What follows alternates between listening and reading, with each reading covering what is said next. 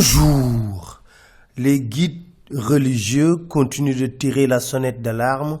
Enquête écrit, Monseigneur Benjamin Ndiaye, archevêque de Dakar, rejoint Al-Amin. J'ai peur que le développement actuel se traduise en recul démocratique, martèle-t-il avant de rajouter. Le plus important, c'est d'éviter des règlements de compte de l'affaire Ndiaye Dollé, martèle-t-il, avant d'inviter qu'on puisse aller aux élections à la loyale pour laisser le peuple souverain décider. Vox Populi, que reprend cette sortie de l'archevêque de Dakar, écrit « Monseigneur a véritablement enfoncé le clou ». En tout cas, dans la tribune, Benjamin Ndiaye alerte « J'ai peur pour l'avenir de ce pays ». Justement, restons avec la tribune avec cette caricature de Odia qui nous montre le procureur spécial de la CREI plongé dans un long sommeil devant de nombreux dossiers, tandis que le procureur de la République, gourdin à la main, est prêt à matraquer des opposants mal accueillis.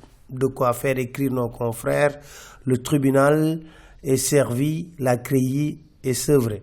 Selon la tribune, la reddition des comptes qui a été une promesse de salle est rangée aux oubliettes au moment où les opposants sont conduits à l'échafaud du tribunal via un rapport de la Cour des comptes. D'autres détourneurs présumés de deniers publics sont laissés en cavale.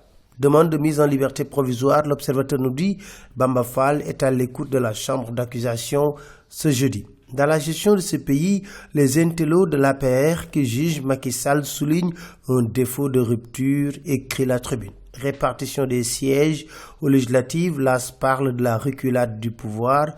Le département de Dakar garde ses 7 députés. Pikine, plus peuplé, se retrouve avec 6 députés.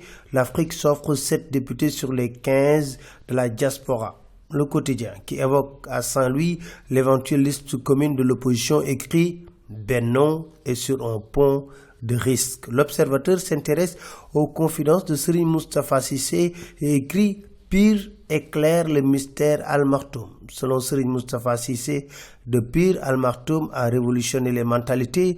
Il évoque son séjour mystérieux à l'hôtel Lafayette avant de raconter le jour où Serigne Cheikh a convaincu son père, Serigne Babacar Sy, de le laisser porter le costume. Restons avec l'observateur qui nous parle de la nouvelle vie de Yaya Jammeh. Le président gambien déchu à travers des clichés postés sur Facebook mène en Guinée équatoriale où il est en exil une nouvelle vie d'agriculteur. Affaire de la drogue dans la police, selon enquête lors du procès jugé hier, Austin a mouillé le commissaire Keïta. Kabirou Mbodj, boss de Wari, continue sa razzia selon l'AS. Il vient de s'offrir une banque au Togo. Match amical Sénégal-Nigeria ce jeudi.